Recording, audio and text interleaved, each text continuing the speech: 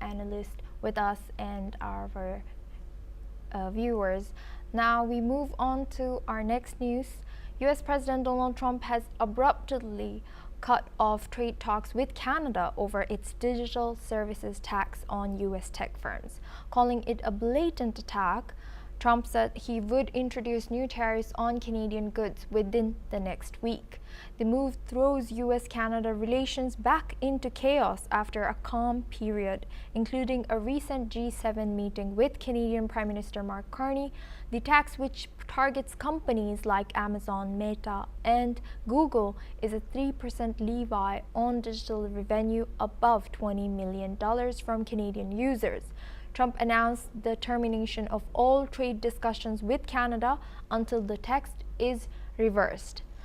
Calling Canada a difficult country to trade with, Canada responded saying it would continue engaging in negotiations. US stocks were temporarily impacted by the news but recovered. US Treasury Secretary Scott Bessent said the government could retaliate against Canada and other countries with similar taxes. Meanwhile, trade talks with Europe and Asian countries, including China, continue as part of Trump's wider economic strategy.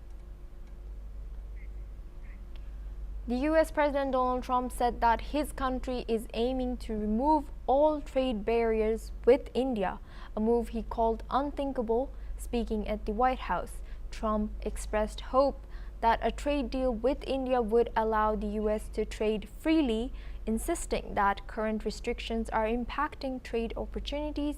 Trump's remarks came ahead of his July 9 deadline to impose reciprocal tariffs. However, he said the deadline could be extended. Trade talks between India and the US have hit a stalemate over issues such as import duties on auto components, steel, and farm products.